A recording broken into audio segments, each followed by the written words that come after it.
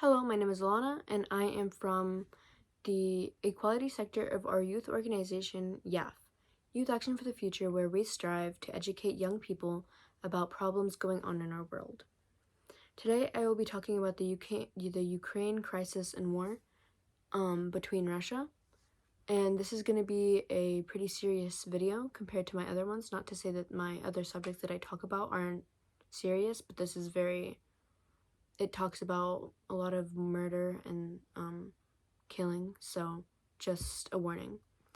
I'm sure that most of you know about the war between Russia and Ukraine.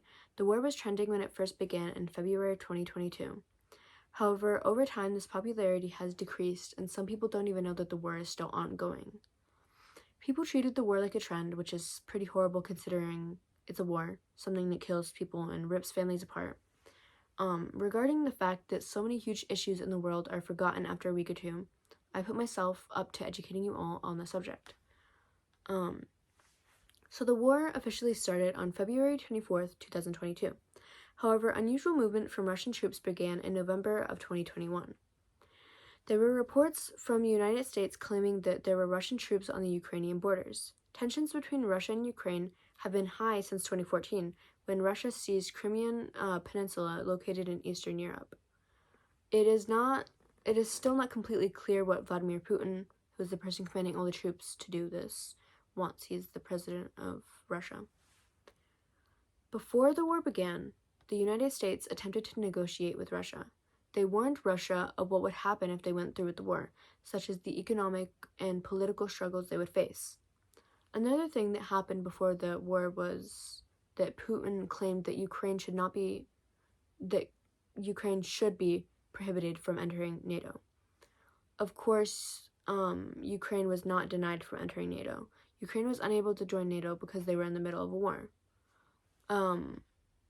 Although NATO did help, they could solely focus on providing non-lethal support and guiding the Ukrainians in their war. This is because other countries might begin wars in hopes that NATO will provide them support, so they couldn't just give them armies and stuff like that. Individual countries had to do that. However, Ukraine did get a lot of support from countries separately. A list of countries that provided financial aid and or military aid includes all of the EU, excluding Cyprus, Hungary, and Malta, but only for individual military aid. The United Kingdom, the United States, and many other countries. The first fight began at 3:40 a.m. Since then, there have been many fights. The Russian troops have had around 175,000 men, whereas the Ukrainian only had about 125,000 in the very first war. I shouldn't say war, battle, the very first battle. However, Russia had only 830,900 active soldiers to their name, and Ukraine had around 200,000. As of now, Russia has around 500,000 at this point. The buildings in the country had been ruined and there was nowhere to go, so people began taking refuge. Countries were offering their support to Ukraine and giving them shelters to stay in. There's an estimate of the lives of civilians that have been taken since the war has started. That is 8,500 lives, and there has been a lot of undocumented ones because Russians were hiding bodies, as you may know. During the first 24 hours of the war, 100,000 people fled the country. It took people days to leave the country with how long the lines of cars were.